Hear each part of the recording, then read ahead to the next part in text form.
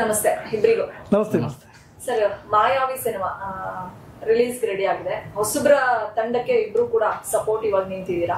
ಇವತ್ತಿನ ಮಾಯಾವಿಗೆ ಮಾತಾಡೋದಾದ್ರೆ ಈ ಸಿನಿಮಾದಲ್ಲಿ ತಮ್ಮ ಪಾತ್ರ ಹೇಗಿರುತ್ತೆ? ಮಾಯಾವಿ ಚಿತ್ರ ಒಂದು ರೆಸಾರ್ಟ್ ಅಲ್ಲಿ ನಡೆಯುವ ಒಂದು ಸಾವಿನ ಸುತ್ತ ನಡೆಯುವಂಥ ಕಥೆ ಅದು. ನಾನು ಆ ರೆಸಾರ್ಟ್ನಲ್ಲಿ ಮ್ಯಾನೇಜರ್ ಪಾತ್ರ ಬಾಬು ಅಂಕಲ್ ಅನ್ನೋ ಒಂದು ಕ್ಯಾರೆಕ್ಟರ್ ಮಾಡಿದ್ದೀನಿ. ಚೆನ್ನಾಗಿದೆ, ಒಳ್ಳೆಯ ಒಂದು ಉತ್ತಮವಾದ ಸಂದೇಶ ಇರುವಂಥ ಚಿತ್ರ. ಆ ಸಂದೇಶ ನನ್ನ ಮೂಲಕನೇ ಹೇಳ್ತಿದ್ದಾರೆ. ಅದನ್ನು ತುಂಬ ಖುಷಿ ಕೊಡ್ತು, ನನಗೆ ತೃಪ್ತಿ ಕೊಟ್ಟಿದೆ. ಸರ್, ನಿಮ್ಮ ಇಂಟ್ರೊಡಕ್ಷನ್ ಮಾಡ್ಕೊಳ್ಳಿ. ನಿಮ್ಮ ಹಿಂದಿನ ಸಿನಿಮಾಗಳದ್ದು ಒಂದು ಬ್ರೀಫ್ ಇಂಟ್ರೊಡಕ್ಷನ್ ಹಾಗೆ. ನಮಸ್ಕಾರ, ನನ್ನ ಹೆಸರು ವಿಕ್ಕಿ ಅಂದ್ಬಿಟ್ಟು. ನಾನು ಬಂದಿದ್ದು ಒಂದು ಹೋಟೆಲಲ್ಲಿ ಕೆಲಸ ಮಾಡ್ತಾ ಇದ್ದೆ. ಎಲ್ಲಿ? ಇಲ್ಲೇ ಬಸವೇಶ್ವರ ನಗರ ನಮ್ಮದು ಹೋಟೆಲ್ ಇದೆ. ಮತ್ತು ಅಲ್ಲಿಂದ ನಮ್ಮ ಡೈರೆಕ್ಟ್ರು ನಮಗೆ ಪರಿಚಯ ಆದರು. ಮತ್ತು ಅಲ್ಲಿಂದ ಒಬ್ಬರು ಡೈರೆಕ್ಟ್ರು ಬಂದು ನನಗೆ ಕೇಳಿದ್ರು, ಯಾವುದಾದ್ರೂ ಒಂದು ಮೂವಿ ಮಾಡು ಅಂತ. ಆವಾಗ ಒಂದು ಬೆಂಗಳೂರು ಗ್ಯಾರೇಜ್ ಅಂತ ಒಂದು ಮೂವಿಲಿ ಒಂದು ರೋಲ್ ಕೊಟ್ಟರು. ಮತ್ತು ಈ ಶಂಕರ್ ಸರ್ ಅವರು ಮತ್ತು ಈ ಮಾಯಾವಿ ಕರ್ಕೊಂಡು ಬಂದರು. ಈ ಮಾಯಾವಿಗೆ ಬಂದು ಇವರೊಟ್ಟಿಗೆ ನಾನು ಕೆಲಸ ಮಾಡ್ತಾ ಇದ್ದೆ. ಅಂದ್ರೆ ಕೆಲಸ ಮಾಡ್ತಿದ್ದೆ ಅಲ್ಲ, ಹೋಟೆಲ್ ಕೆಲಸ ಮಾಡ್ತಿದ್ದೆ ಅಂದ್ರೆ ಹೋಟೆಲ್ ನಿಂದೇನಾ ಅಥವಾ ಯಾವ್ದೋ ಹೋಟೆಲ್ ಅಲ್ಲಿ ತಾವು ಕೆಲಸ? ಮುಂಚೆ ಯಾರ್ದೋ ಹೋಟೆಲಲ್ಲಿ ಕೆಲಸ ಮಾಡ್ತಾ ಇದ್ದೆ. ಅವಾಗ ನನಗೆ ಬೆಂಗಳೂರು ಗ್ಯಾರೇಜ್ಗೆ ಒಂದು ಅವಕಾಶ ಸಿಕ್ತು. ಇವಾಗ ಸ್ವಂತ ನಾನೇ ಒಂದು ಹೋಟ್ಲು ಮಾಡ್ಕೊಂಡಿದ್ದೀನಿ. ಆ ಥರ ಈಗ ನಾನು ಬರ್ತಾ ಇದ್ದೆ. ಅವಾಗ ವೇಟರ, ಅವಾಗ ಕುಕ್ಕಿಂಗ್. ಹೌದು. ಹೇಳಿ ಸರ್, ಮಾಯಾವಿನಲ್ಲಿ ನಿಮ್ಮ ಪಾತ್ರ ಹೇಗೆ ಪ್ಲೇ ಆಗುತ್ತೆ ಅಂತ? ಈ ಮಾಯಾವಿಲಿ ಅಂದರೆ ಒಂದು ರೆಸಾರ್ಟ್ಸು ಸರ್ ಹೇಳ್ದಂಗೆ ಒಂದು ಸಾವಿಂದು ಇದು. ಅದರಲ್ಲಿ ಇವರ ಶಿಷ್ಯನ ಪಾತ್ರ ನಾನು ಅಲ್ಲಿ ಕೆಲಸ ಮಾಡ್ತಾ ಇರ್ತೀನಿ. ಹಾಗೆ ಮುಂದಕ್ಕೆ ಸುರೇಶ್ ಅಂತ ಇರ್ತಾರೆ, ಅವ್ರಿಗೆ ನಾನು ಸಪೋರ್ಟ್ ಕೊಡ್ತೀನಿ. ಆ ಥರ ಮುಂದೆ ಜರ್ನಿ ಹೋಗ್ತಾ ಇರುತ್ತೆ. ಈ ಲುಕ್ಕು ಅಥವಾ ಈ ಗೆಟಪ್ ಪರ್ಟಿಕ್ಯುಲರ್ಲಿ ಪಾತ್ರಕ್ಕೋಸ್ಕರನಾ ಅಥವಾ ಇಲ್ಲ, ನಂದು ಮುಂಚೆ ಯೂಶಲಿ ಇರೋದೇ ಹೀಗೆ, ಇದೇ ಥರ ಇದೆ. ಅದೇ ಥರ ಈ ಪಾತ್ರನೂ ಸಹ ನನಗೆ ಕೊಟ್ಟಿದ್ದಾರೆ. ಸಿನಿಮಾ ಬರಬೇಕು ಅನ್ನೋಂಥದ್ದು ಕನಸು ಹುಚ್ಚು ಎಲ್ಲಿಂದ ಶುರುವಾಗಿತ್ತು? ಯಾರನ್ನ ನೋಡಿ ಶುರುವಾಗಿತ್ತು? ನಾನು ಪೌರಾಣಿಕದಲ್ಲಿ ಸುಮಾರು ನಾಟಕ ಮಾಡಿದ್ದೀನಿ. ಹಾಗಾಗಿ ಅಲ್ಲೊಂದು ಕಲೆ ಇತ್ತು. ಮತ್ತು ಈ ಇನ್ಸ್ಟಾಗ್ರಾಮು ಇದೆಲ್ಲ ಬಂತು. ಅವಾಗ ಅದರಿಂದ ನನಗೊಂದು ಕಲೆ ಬಂತು ಅಷ್ಟೆ. ಎಲ್ಲಿಯವರು ಸರ್ ಬೇಸಿಕಲಿ? ನೀವೆಲ್ಲಿಯವರು? ನಮ್ಮದು ಹುಲಿಯೂರು ದುರ್ಗ, ಕುಣಿಗಲ್ ತಾಲೂಕು, ತುಮಕೂರು ಜಿಲ್ಲೆ. DK ರವಿ ಇದಾರಲ್ಲ, ಅದೇ ಊರು. ಅಲ್ಲಿಂದ ಬಂದ? ಹೌದು. ಇದೇ ಪಾತ್ರನ ಅಥವಾ ಈ ಹಿಂದೆ ಸಿನಿಮಾಗಳನ್ನ ಮಾಡಿದೀರಾ? ಎಷ್ಟು ಸಿನಿಮಾ ಆಗಿದೆ ಅಥವಾ ಎರಡೇ ಸಿನಿಮಾ? ಎರಡನೇ ಸಿನಿಮಾ. ಮೂರನೇ ಸಿನಿಮಾಕ್ಕೆ ರೆಡಿ ಇದ್ದೀವಿ, ನೋಡೋಣ ಮಾಡ್ತಾ ಇದ್ದೀವಿ. ಮಾಯಾವಿ ಡೈರೆಕ್ಟರ್ ಮತ್ತೆ ಪ್ರೊಡ್ಯೂಸರ್ ಎಷ್ಟು ಸಪೋರ್ಟಿವ್ ಆಗಿ ನಿಂತರು? ಹಣಕಾಸಿನ ವಿಚಾರದಲ್ಲಿ ಪ್ರೊಡ್ಯೂಸರ್ ಆಗಲಿ ಅಥವಾ ಡೈರೆಕ್ಷನ್ ವಿಚಾರದಲ್ಲಿ ಶಂಕರ್ ಸರ್ ಆಗಲಿ ಹೇಗೆ ಅಂತ? ಶಂಕರ್ ಸರು ತುಂಬ ಸಪೋರ್ಟ್ ಆಗಿ ಕೊಟ್ಟರು, ಮತ್ತು ಪ್ರೊಡ್ಯೂಸರು ಅಷ್ಟೇ. ಮತ್ತು ಈ ಮಾಯಾವಿ ಫಿಲಮಲ್ಲಿ ಏನಾಗಿದೆ ಅಂತಂದರೆ, ಈ ಫ್ಯಾಮಿಲಿ ಇದೆ ಒಂದು, ನಮ್ಮದು ಮಾಯಾವಿ ಫಿಲಮ್ ಆಯಿತು ಫ್ಯಾಮಿಲಿ. ಆ ಫ್ಯಾಮಿಲಿ ಏನಾಗಿದೆ ಅಂತಂದರೆ, ಅವರು ರಘು ಅವರು ಮತ್ತು ಅವ್ರ ಮಿಸ್ಸಸ್ಸು, ಅವ್ರ ಮಾವ ಅವರು ಮತ್ತು ಅವರ ತಂಗಿ ಮತ್ತು ಅವರ ತಂಗಿ ಗಂಡ ತುಂಬ ನಮಗೆ ಸಪೋರ್ಟಾಗಿ ರಾತ್ರಿಯೆಲ್ಲ ಒಂದು ನಿಂತ್ಕೊಂಡು ನಮಗೆ ಸಪೋರ್ಟಾಗಿ ಮಾಡಿಕೊಟ್ರು. ನಮಗೆ ಹೋಗೋಕ್ಕೆ ಬರೋಕ್ಕೆ ಯಾವುದೇ ಥರದ ತೊಂದರೆ ಮಾಡಿಕೊಡ್ಲಿಲ್ಲ. ಚೆನ್ನಾಗಿ ನೋಡ್ಕೊಂಡಿದ್ದಾರೆ. ಈ ಹಿಂದೆ ಗಾಂಧಿನಗರದಲ್ಲಿ ಯಾವುದಾದ್ರೂ ಒಂದು ಸಣ್ಣ ಅವಕಾಶಕ್ಕೆ ಚಾನ್ಸ್ಗೋಸ್ಕರ ಎಲ್ಲಾದ್ರೂ ಹೋಗಿ ಕೇಳಿ ಅಲ್ದಾಡಿದ್ದುಂಟ ಅಥವಾ ಆ ಥರದ್ದೇನು ಯಾವುದು ಮಾಡಿಲ್ಲ? ಆ ಥರ ಅಂದರೆ ಮುಂಚೆ ನಾನು ಆಟೋ ಓಡಿಸ್ತಾ ಇದ್ದೆ. ಅವಾಗೆಲ್ಲ ದೊಡ್ಡವರು ಮೂವಿ ನೋಡೋಕ್ಕೆ ಅಂತ ಹೋದಾಗ ಅಲ್ಲಿ ನಿಂತ್ಕೊಳ್ತಾ ಇದ್ವಿ. ಇಲ್ಲಿ ಗಾಂಧಿನಗರದಲ್ಲಿ ನಿಂತ್ಕೊಂಡು ಯಾರನ್ನಾರ ಒಬ್ಬ ಹೀರೋ ಬರ್ತಾರೆ ಅಂದರೆ ಅವ್ರು ಹೀರೋ ಹತ್ರ ಓಡೋಗಿ ಒಂದು ಫೋಟೋ ತೆಗೆಸ್ಕೊಳ್ಳೋಣ ಅಂತ ಒಂದು ಕ್ರೇಜ್ ಇತ್ತು. ಆ ಕ್ರೇಜು ನಮ್ಗೆ ಈ ಮೂಲಕ ಬಂದು ಒಂದು ನಿಲ್ಲಿಸಿದೆ.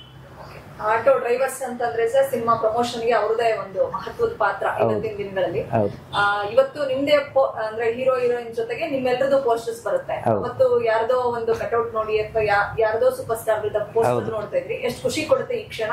ಎಷ್ಟು ವರ್ಷದ ಜರ್ನಿ ಇದು ಈ ಒಂದು ಕನಸು ಅಂತ?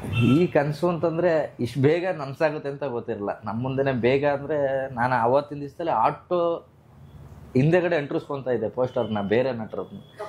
ಪರ್ಟಿಕ್ಯುಲರ್ಲಿ ಯಾರ ನಟರಗಳ ಸಿನಿಮಾಗಳನ್ನ ಹೆಚ್ಚು ಪ್ರಮೋಟ್ ಮಾಡಿದ್ರಿ ನಿಮ್ಮ ಆಟೋದಲ್ಲಿ? ನಮ್ಮ ಆಟೋದಲ್ಲಿ ಅಂತಂದ್ರೆ ಅವರು ಇವರು ಅಂತಲ್ಲ, ಸುಮಾರು ನಾನು ಆಟೋ ಓಡಿಸ್ಬೇಕಂದ್ರೆ ಬಂದು ಪೋಸ್ಟರ್ ಅಂಟ್ರಿಸ್ಕೊಂತ ಇದ್ದೆ. ಇವತ್ತು ನಮ್ಮ ಪೋಸ್ಟರ್ ಅಂದ್ರೆ ದೊಡ್ಡ ಕಲಾವಿದ್ರ ಜೊತೆಯಲ್ಲಿ ನಂದು ಒಂದು ಫೋಟೋ ಇದೆ. ಆ ಫೋಟೋ ಇವತ್ತು ಬೇರೆ ಆಟೋದ ಮೇಲೆ ಕಾಣ್ತಾ ಇದ್ರೆ ನನಗೆ ಒಂಥರ ಖುಷಿ ಆಗ್ತಾ ಇದೆ, ಒಂದು ಹೆಮ್ಮೆ ಆಗ್ತಾ ಇದೆ. ಒಬ್ಬ ಆಟೋ ಡ್ರೈವರ್ ಆಗಿ, ಒಬ್ಬ ಕುಕ್ ಆಗಿ ಎಲ್ಲ ನೋಡಿದ್ದೀನಿ. ಹಂಗಾಗಿ ಒಂದು ಖುಷಿ ಆಗ್ತದೆ. ಸಿನಿಮಾ ರಿಲೀಸ್ ಬಂದಿದೆ ಸರ್, ಇನ್ನೊಂದು ಕೆಲವೇ ದಿನಗಳು. ಎಷ್ಟು ಖುಷಿ ಇದೆ, ಜೊತೆಗೆ ಏನ್ ಹೇಳ್ತೀರಿ ಆಡಿಯನ್ಸ್ಗೆ? ಏನು ಹೇಳ್ತಾ ಇದ್ದೀವಿ ಅಂದರೆ, ಇದೇ ಸೆಪ್ಟೆಂಬರ್ 17ನೇ ತಾರೀಕಿಗೆ ರಿಲೀಸ್ ಆಗ್ತಾ ಇದೆ. ಹಾಗಾಗಿ ಎಲ್ಲ ಫ್ಯಾಮಿಲಿ ಥಿಯೇಟ್ರಿಗೆ ಬಂದು ಪ್ರೋತ್ಸಾಹಿಸಬೇಕು, ನಮ್ಮಂಥ ಕಲಾವಿದರನ್ನ ಒಂದು ಬೆಳೆಸಬೇಕು ಅಂತ ಕೇಳ್ಕೊತಾ ಇದ್ದೀನಿ. ಗುರುಗಳ, ನೀವು ನಿಮ್ದು ದೊಡ್ಡ ಜರ್ನಿ, 45 ವರ್ಷದ ಸಿನಿಮಾ ಜರ್ನಿ ಅಂದ್ರೆ ಅದು ತಮಾಷೆ ಮಾತಲ್ಲ. ಪರಭಾಷೆಯಲ್ಲೂ ನಿಮ್ಗೆ ಅದೇ ತರದ್ದು ಡಿಮಾಂಡ್ ಇದೆಯಾ? ಅಲ್ಲಿ ಎಲ್ಲೆಲ್ಲಿ ಕೆಲಸ ಮಾಡಿದಿರಿ ತಾವು? ನಾನು ತೆಲುಗುಲಿ ಜಡಿ ಚಕ್ರವರ್ತಿ ಅವ್ರದ್ದು 24/7 ಅಂತೇಳಿ ಅದರಲ್ಲೊಂದು ಒಳ್ಳೆ ಪಾತ್ರ ಮಾಡಿದ್ದೀನಿ. ಸಿನಿಮಾ ರೆಡಿ ಇದೆ, ಇನ್ನೂ ರಿಲೀಸ್ ಆಗಿಲ್ಲ. ತಮಿಳಲ್ಲಿ ಪರಾರಿ ಅನ್ನೋ ಚಿತ್ರದಲ್ಲಿ ಸಾಮ್ರಾಟ್ ಸುರೇಶ್ ಅಂತೇಳಿ ಇಂಟ್ರೊಡ್ಯೂಸ್ ಮಾಡಿದ್ರು. ಅದು ಒಂದು ಒಳ್ಳೆ ಕ್ಯಾರೆಕ್ಟರ್, ದೊಡ್ಡ ಕ್ಯಾರೆಕ್ಟರ್ ಕೊಟ್ಟಿದ್ದಾರೆ. ಈಗ ಆಹಾ ಚಾನಲ್ ಹೋಗ್ತಾ ಇದೆ, ನಡೀತಾ ಇದೆ, ಅದು ಮಾಡಿದ್ದೀನಿ. ಈಗ ಗಾಂಧಿ ಮತ್ತು ನೋಟು ಸಿನಿಮಾ ಬಂದು ರಿಲೀಸ್ ಆಗಿದೆ. ಅದರಲ್ಲಿ PM ಕ್ಯಾರೆಕ್ಟರ್ ಮಾಡಿದ್ದೆ. Full and full Hindi dialogues, ಹಿಂದಿಲೇ ಮಾತಾಡಿದ್ದೀನಿ. ಅದೊಂದು ಖುಷಿ. ಹಿಂದಿ ಸಿನಿಮಾ ಮಾಡಿದಷ್ಟೇ ಖುಷಿ ನನಗೆ. ಕನ್ನಡದಲ್ಲಿ ಹಿಂದಿ ಇದೆ? ಹೌದಮ್ಮ. ಮತ್ತೆ ಸರ್ ಇಷ್ಟೇ ನಡೀತಾ ಇದೆ? 45 ವರ್ಷದಿಂದನೂ ತಾವು ಬಿಸಿ ಇದ್ದೀರಿ? ಇಲ್ಲ, ಮಧ್ಯದಲ್ಲಿ ಗ್ಯಾಪ್ ಕೊಟ್ಟಿದೆ. 93 ಆದಮೇಲೆ ಗ್ಯಾಪ್ ಕೊಟ್ಟು 2018 ಮತ್ತೆ ಕಮ್ ಬ್ಯಾಕ್ ನಂದು. ಹೌದು. ಏನ್ ಗ್ಯಾಪ್ ಅಂದ್ರೆ ಇಂಡಸ್ಟ್ರಿ ಬೇಡ ಅಂತ? ಇಂಡಸ್ಟ್ರಿ ಬೇಡ ಅಂತಲ್ಲ, ಮದುವೆ ಬೇರೆ ಆಗಿತ್ತು. ಈಗಿನ ಥರ ಮೆಂಟಾಲಿಟಿ ಬೇರೆ, ಈಗಿರೋ ಮೆಂಟಾಲಿಟಿ ಬೇರೆ, ಆಗಿನ ಮೆಂಟಾಲಿಟಿ ಬೇರೆ. ಮದುವೆ ಆದಾಗ ಗೊತ್ತಿರುತ್ತೆ, ಹುಡುಗ ನಿನ್ನ ಗಂಡ ಚೆನ್ನಾಗಿ ಒಂದು ಕಣೆ, ಅವಳನ್ನ ಎತ್ತಾಕೊಂಡು ಹೋಗ್ಬಿಡ್ತಾನೆ ಅಂತೆಲ್ಲ ಅವಳಿಗೆ ಹೇಳಿ ಪಾಪ ಸ್ವಲ್ಪ ಅದು ಫ್ಯಾಮಿಲಿ ಸ್ವಲ್ಪ ಕಾನ್ಫ್ಲಿಕ್ಟ್ ಇತ್ತದು. ಸರಿ, ಅದೇ ಟೈಮಲ್ಲಿ ಒಂದು ಒಳ್ಳೆ ಕೆಲಸನೂ ಸಿಕ್ತು ನನಗೆ. ಸರಿ, ಕೆಲಸದಲ್ಲಿ ಸೇರಿಕೊಂಡೆ, ಬಟ್ ಮನಸ್ಸಲ್ಲಿ ಇತ್ತು ಮತ್ತೆ ನಾನು ಬರಲೇಬೇಕು ಅಂತೇಳಿ. ಸರಿ, ಒಂದು ಬ್ಯಾಕಪ್ ಗೇನ್ ಬೇಕು ಬದುಕೋದಕ್ಕೆ, ಅದಂತೂ ಮಾಡ್ಕೊಂಡು ಕ್ವಿಟ್ ಮಾಡಿದ್ದು. ಈಗ ನನ್ನ ಹೆಂಡತಿ ಪಶ್ಚಾತ್ತಾಪ ಪಡ್ತಾ ಇದ್ದಾಳೆ, ನಾನು ನಿಮಗೆ ಅವಾಗ ಬಿಡಬೇಕಾಗಿತ್ತು, ಕಟ್ಟಾಕಬಾರ್ದಾಗಿತ್ತು ಅಂತೇಳಿ. ಈಗ ಫ್ರೀ ಬರ್ಡ್ ನಾನು. ಇದೆಮ್ಮ, ತುಂಬ ಸಪೋರ್ಟ್ ಇದೆ. ಇಲ್ಲ, ಯಾರು ಇಲ್ಲ, ನಾನು ಮಾತ್ರ.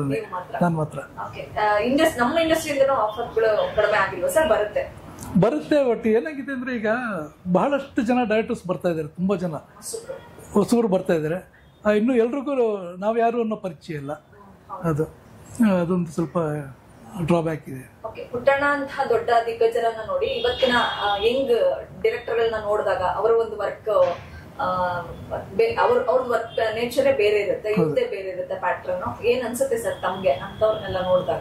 ಕೆಲವು ಕಡೆ ಕೆಲವು ಡೈರೆಕ್ಟರ್ಸ್ ಇರಿಟೇಟ್ ಆಗುತ್ತೆ, ಬಟ್ ಈಗಿರೋ ಟ್ರೆಂಡ್ ಅದೇ ಅನ್ಕೊಂಡು ನಾವು ಅವ್ರಿಗೆ ಅನುಸರಿಸ್ಕೊಂಡು ಹೋಗ್ಬೇಕಷ್ಟೇ. ಈಗ ಇಷ್ಟು ವರ್ಷದ ಜರ್ನಿಲಿ ತುಂಬಾ ನಿಮ್ಮನ್ನ ಕಾಡೋ ಪಾತ್ರ ಯಾವ್ದು, ಯಾವ ಸಿನಿಮಾ ಅದು? ಆ ಸಿನಿಮಾಗಳನ್ನ ಮತ್ತೆ ಮತ್ತೆ ನೋಡ್ಬೇಕು, ಅದು ನಿಮ್ದೇ ಸಿನಿಮಾ, ನೀವು ಆಕ್ಟ್ ಮಾಡಿದ್ದೇನೆ, ಯಾವ್ದನ್ನ ಹೆಚ್ಚು ನೋಡ್ತೀರಿ ಮನೆಯಲ್ಲಿ ಮೊಬೈಲ್ ಅಲ್ಲಿ ಹಾಕೊಂಡು? ಫಸ್ಟ್ ಹೇಳ್ಬೇಕಂದ್ರೆ ಪ್ರೇಮಲೋಕನೇ. ಅಲ್ಲಿ ಹೊಸ ಹುಡುಗಿ ಅಂತ ಬಿಡ್ತೀನಿ, ನಾಳೆಯಿಂದ ನೋಡ್ಕೋತೀನಿ, ಆ ಕ್ಯಾರೆಕ್ಟರ್ ನಾನೇ ಮಾಡಿದ್ದದು. ಈಗಲೂ ಆ ಸಿನಿಮಾ ಬಂದಾಗ ಯಾರೇ ಆಗಲಿ ಫೋನ್ ಮಾಡಿ ಅದನ್ನ ವಿಡಿಯೋ ತೆಗೆದು, ಮಗ ನೀನು ಬರ್ತಾ ಇದೆ ಕಡೆ ನೋಡ್ತಾ ಇದ್ದೀನಿ ನೋಡೋ ಅಂತೇಳಿ ಲೈವ್ ತೋರಿಸ್ತಾರೆ. ತುಂಬಾ ಖುಷಿ, ಈಗ ತುಂಬಾ ಖುಷಿ ಆಗುತ್ತದು, ಅದು ಮರಿಲಾದು. ಆಮೇಲೆ ಮೊದಲನೇ ಚಿತ್ರ ಶಿವಣ್ಣ ಅವ್ರ ಜೊತೆ ಮಾಡಿದ ಚಿತ್ರ ಆನಂದ್ ಮಾಡಿದ್ಮೇಲೆ ಆನಂದ್ ರಥಸಪ್ತಮಿ ಮಾಡಿದೆ, ಮಿಡಿದ ಶ್ರುತಿ ಮಾಡಿದೆ, ಜಗಮೆಚ್ಚಿದ ಹುಡುಗ ಮಾಡಿದೆ ಅವ್ರ ಜೊತೆ ಇದ್ದೀನಮ್ಮ. ನೀವ್ ಹಂಗ್ ಇರ್ಬೇಕು ಅಂತಂದ್ರೆ ಅವತ್ತಿನ ನಿಮ್ ಚಾರ್ಮು ಹಂಗೆ ಇರ್ಬೇಕು, ನೀವು ಬಿಸಿಯೆಸ್ಟ್ ಸಪೋರ್ಟಿಂಗ್ ಆರ್ಟಿಸ್ಟ್ ಆಗಿರ್ಬೇಕು. ಅದರ್ವೈಸ್ ಶಿವಣ್ಣನೂ ಹೇಳಿರ್ಬೋದು. ಇಲ್ಲ, ಶಿವಣ್ಣನೇ ರೆಕಮೆಂಡ್ ಮಾಡಿದ್ರು ನನಗೆ, ಜಗಮೆಚ್ಚಿದ ಹುಡುಗಗೆ ಅವರೇ ರೆಕಮೆಂಡ್ ಮಾಡಿದ್ರು. ಅದಲ್ದಿರ ನಮ್ಮ ಕುಮಾರ್ ಬಂಗಾರಪ್ಪ ಅವರು ಅಷ್ಟೇ, ವಸಂತ್ ಕುಮಾರ್ ಅವ್ರೂ ಅಷ್ಟೇ. ಫಸ್ಟ್ ಸಿನಿಮಾನ ಅವ್ರದ್ದು ವಿಜಯೋತ್ಸವ ಮಾಡಿದೆ. ಅದಾದ್ಮೇಲೆ ಅವರೇ ಸುರೇಶನ್ ಹಾಕಿ ಕ್ಯಾರೆಕ್ಟರ್, ಸುರೇಶನ್ಗೆ ಹಾಕಿ ಅಂತೇಳಿ ಪ್ರೇಮಲೋಕ ಸೂರಿ ಅಂತ ಕರೀತಾರೆ. ಸೂರಿ ಅಂತ ಕರೀತಾರೆ. ರವಿ ಸರ್ ಇವತ್ತು ನಿಮ್ ನೆನಪಿದೆ ಅಂದ್ರೆ ಎಲ್ಲಾದ್ರೂ ಕಂಡಾಗ ಮಾತಾಡಿಸ್ತಾರೆ? ಇಲ್ಲ, ಅವ್ರು ಮರ್ತಿದ್ರು. ದೃಶ್ಯಲ್ಲಿ ನಾನು ಅಡ್ವೊಕೇಟ್ ಮಾಡ್ಬೇಕಂದ್ರೆ ಅವ್ರ ಕಾಂಬಿನೇಷನ್ ಇತ್ತು. ಕಾಂಬಿನೇಷನ್ ಅಂದ್ರೆ ಅವ್ರದ್ದು ಬೇರೆ, ಒಂದು ಬೇರೆ ಬೇರೆ ಕೂತಿದ್ರು. ಸರಿ, ನಾನು ಮಾತಾಡೋದು ನೋಡಿ ಯಾರು ಹೊಸಬಾನ ಅಂತ ಕೇಳಿದ್ರು. ಆಗ ನಮ್ಮ ಸ್ಟಿಲ್ ಫೋಟೋಗ್ರಾಫರ್ ನಾಗರಾಜ್ ಅಂತಿದ್ರು, ಅವರು ಮಗ ಬಾಯಲ್ಲಿ ಒಂದು ನಿಮಿಷ ಕರ್ಕೊಂಡು ಹೋಗ್ಬಿಟ್ಟು ಕೇಳಿದ್ರು, ರವಿ ಯಾರು ತೆರಿಮಾ ಆದರು.